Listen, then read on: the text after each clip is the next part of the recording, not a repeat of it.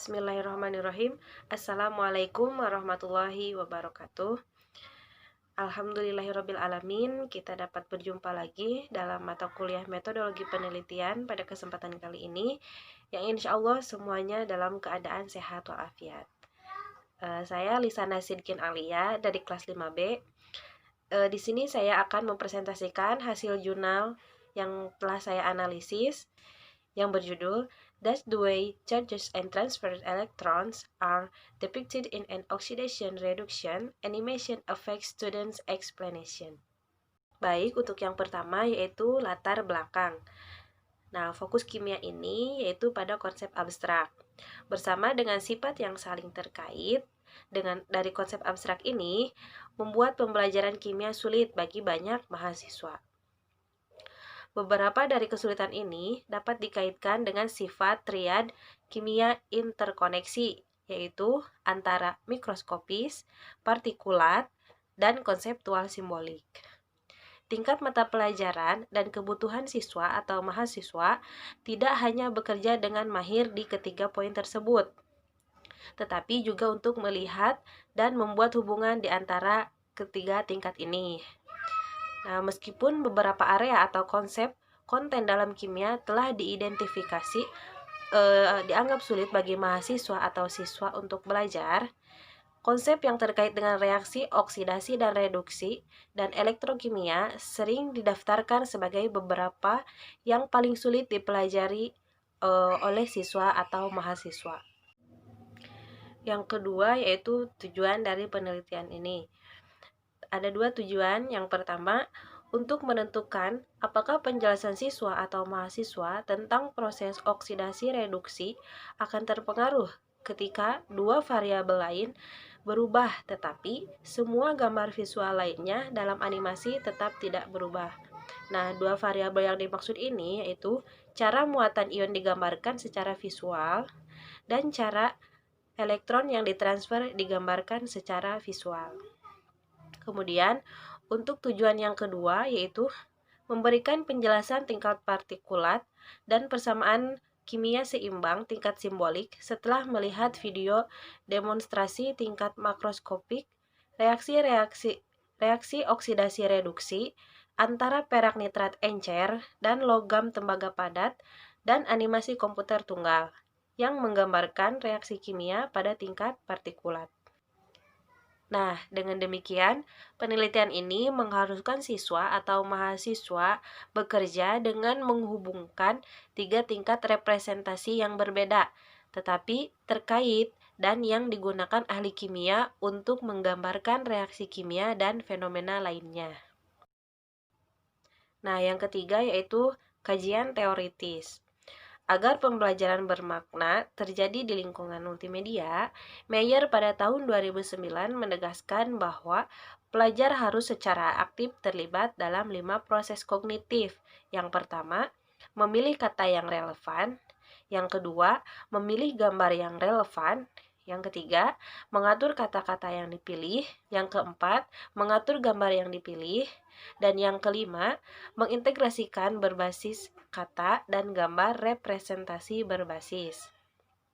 Penggunaan sinyal atau isyarat visual dapat membantu peserta didik dalam memilih dan mengatur informasi visual yang relevan dari presentasi multimedia.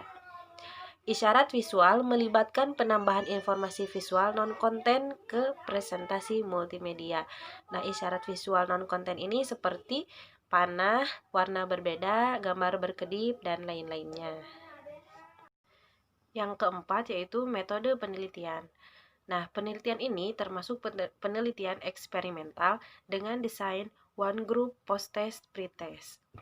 Untuk subjek penelitiannya, yaitu mahasiswa di universitas negeri yang komprehensif di bagian Tenggara Amerika Serikat, terdaftar untuk semester 1 yaitu 55,4% perempuan dan 44,6% laki-laki. Dan semester 2, 60% perempuan dan 40% laki-laki. Kemudian, untuk mahasiswa yang diwawancara sebanyak 29 orang dan non-wawancara 117 orang. Kemudian, untuk variabel yang diteliti, yang pertama variabel bebas, yaitu kinerja mahasiswa pada saat menyimak animasi. Yang kedua yaitu variabel terikat, pemahaman siswa terhadap materi reduksi oksidasi. Yang ketiga, variabel kontrolnya, yaitu kegiatan dari setiap aktivitas untuk memahami reaksi oksidasi reduksi, animasi terkait, dan aktivitas penyelidikan. Selanjutnya yaitu instrumen yang digunakan. Nah, untuk instrumen yang digunakan yaitu berupa platform survei Qualtrics untuk menghasilkan survei online. Untuk teknik pengumpulan datanya yaitu menggunakan wawancara dan tes. Nah, tesnya ini dilakukan secara online. Kemudian untuk analisis data, regresi logistik biner dilakukan untuk respon siswa terhadap pertanyaan tunggal, diberi skor 0 atau 1. Untuk regresi logistik multinomial digunakan untuk pasangan pertanyaan, diberi skor 0, 1, atau 2. Nah, rasio peluang diperoleh dengan mengeksponensiasi analisis regresi logistik. Rasio peluang di bawah 1 dibalik sebelum interpretasi untuk memfasilitasi pemahaman. Analisis variasi dua arah atau ANOVA digunakan untuk skor berdasarkan persamaan seimbang yang dihasilkan sendiri oleh mahasiswa yang diberi skor 1 hingga 20. Selanjutnya yaitu hasil penelitian. Hasil statistik menunjukkan bahwa tidak ada efek berdasarkan bagaimana muatan atau elektron yang ditransfer digambarkan dalam 4 animasi, dan bahwa penjelasan siswa atau mahasiswa tentang bahan kimia yang memperoleh atau kehilangan elektron tidak tergantung pada gambar visual yang digunakan dalam animasi. Nah, secara umum, tampak bahwa siswa mampu mengatur gambar visual yang digunakan oleh 4 animasi menjadi model gambar yang sebanding dari arah aliran elektron dalam reaksi ini. Selanjutnya yaitu kesimpulan. Yang pertama, penjelasan siswa atau mahasiswa untuk proses oksidasi reduksi lebih baik saat melihat lebih banyak animasi yang disederhanakan daripada animasi yang lebih kompleks tetapi realistis. Yang kedua, menunjukkan atau menghilangkan molekul air dalam larutan berair dari animasi memiliki sedikit pengaruh pada penjelasan siswa tentang proses oksidasi reduksi. Yang ketiga yaitu menunjukkan muatan pada perak, tembaga, dan ion nitrat meningkatkan penjelasan siswa tentang proses oksidasi pada penelitian ini. Dan menunjukkan elektron yang ditransfer sebagai partikel diskrit meningkatkan penjelasan siswa tentang proses oksidasi reduksi. Nah, partikel diskrit di sini yaitu bukan sebagai lingkaran terluar pada atom logam.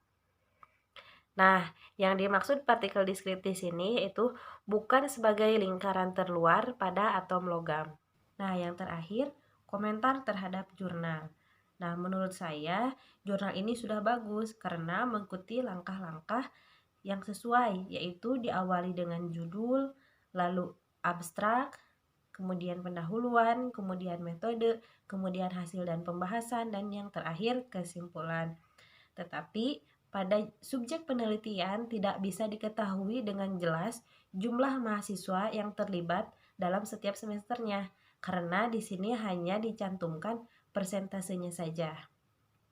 Selain itu, pada animasi tidak diberikan narasi, sedangkan menurut penelitian bahwa siswa akan belajar lebih baik dengan informasi visual dan verbal atau animasi yang dinarasikan daripada dari informasi visual saja atau animasi yang non narasi. Mungkin itu saja yang dapat saya sampaikan. Mohon maaf masih banyak kekurangan dalam penyampaian. Wassalamualaikum warahmatullahi wabarakatuh.